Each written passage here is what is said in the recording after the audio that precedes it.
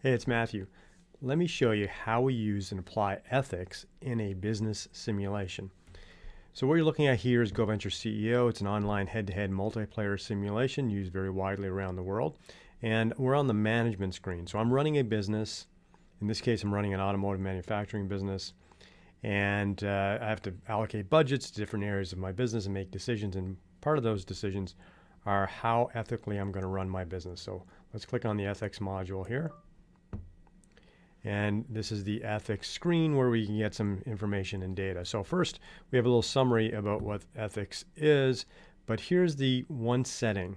We've been able to filter this down to one single setting in this very large simulation, and it's this slider. And I can slide it to the left, which represents weak ethics, or to the right, which represents strong ethics, or drop it somewhere in between. And you'll notice as I do that, it also pulls other levers here that represent fiduciary responsibility, social responsibility, and environmental responsibility. So the purpose here is to help learners understand that ethics is really comprised of these three separate but interrelated responsibilities. And again, we're summarizing this and making it simple with one simple slider. Now, that simple slider actually has some significant effects. Let's talk about those.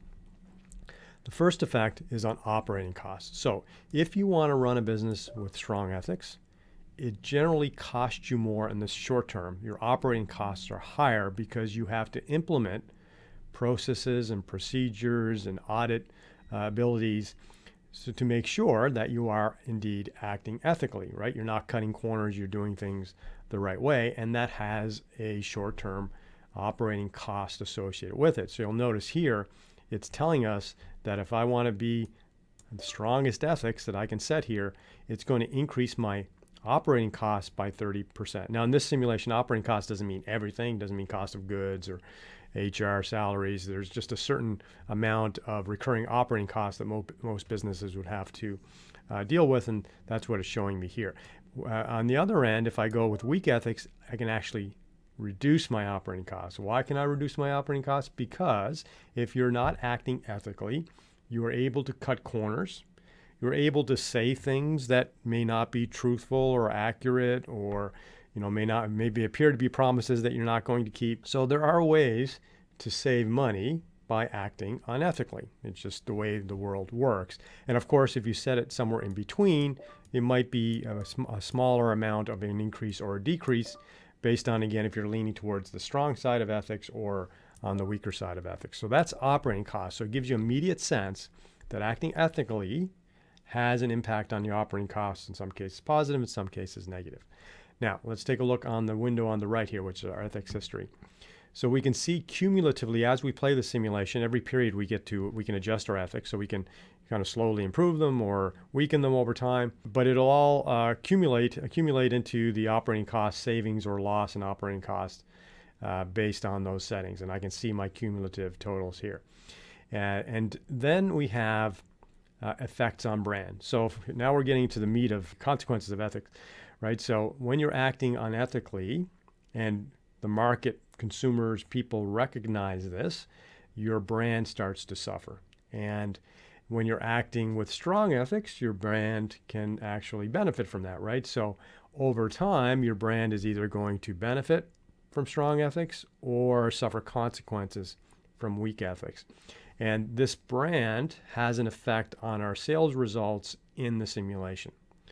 And you can see here, based on the history I've been playing, I've had a positive impact on my brand because I've acted ethically, which, by the way, has cost me 12% extra cost from an operating perspective because of those stronger ethics. Now, hopefully, my stronger brand has allowed me to increase my sales and my customer loyalty to the point where I've actually surpassed this loss of 1.7 million, that I've well surpassed that because of my positive ethics. And even if I didn't financially surpass it, I'm doing the right thing, right? So doing the right thing, sometimes you'll benefit from it financially, sometimes you won't. It's just doing the right thing.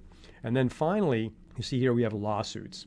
So when you're acting unethically, you're exposing your business to lawsuits, right? The more egregious the ethical violation, greater the legal consequences could be. And what the simulation does is it tracks your ethics settings and it adjusts the probability of lawsuits over time. So if you set it to low ethics, eventually, over time, your probability of lawsuit will hit 100% and you'll be sued. And the amount of money you're going to sue it will vary, depends, but generally in terms of how we design this simulation, it'll generally be more than you saved on your operating costs through weak ethics, because we want to make sure that you feel that penalty and see the consequence of that penalty. But it's also true, and this happens in the real world, that a business could act somewhat unethically, maybe not egregiously unethically, but at least somewhat unethically over a period of time, where the probability for lawsuits is definitely higher than it would otherwise, and maybe they don't suffer a lawsuit. So it is a bit of a risk. Whatever you're going to do is going to be a risk. And again, we're trying to make these consequences realistic to understand that there are, again, benefits and consequences to both strong and weak ethics. So that's how we deal with it with this particular simulation, GoVenture CEO. So this is all simulated. Let's move on to GoVenture World. So GoVenture World is a global business game where people around the world are playing it and competing and collaborating with each other. Here's what it looks like from the interface perspective. And this is an incredibly authentic game, and it's authentic because you're not really competing against the simulation algorithm. You're actually competing against other human players and collaborating because you're setting up supply chains with other players. And here's where ethics comes in. Ethics in this simulation is 100% real. And what I mean by that is you have to establish human-to-human relationships in this simulation to be successful. For example, if I'm manufacturing cars, I have to establish a supply chain with a retailer who is going to buy my cars. And we negotiate that supply chain agreement in terms of how many cars I'm going to provide, when am I going to provide them, how much money they're going to pay me for them, when they're going to pay me, and so on. And what ends up happening in our simulation, as it does in the real world, is sometimes those agreements are not met. Right? I might ship late. I might not ship a product that's not at the level of quality that my customer expected. The customer may not pay me when they said they would pay me. They may pay me late. They may never pay me. So all these decisions and consequences of ethics are played out in an incredibly authentic and realistic way in this simulation. And it's designed specifically to allow those things to play out. And of course, if you're acting unethically in the game, your reputation will start to tarnish and players will start revealing that they had poor experiences with you. And then it becomes harder for you as a player to be successful because people don't want to do business with you anymore. So there you have it, two really unique ways to apply ethics in a simulation type experience. I'm Mathew Giorgio.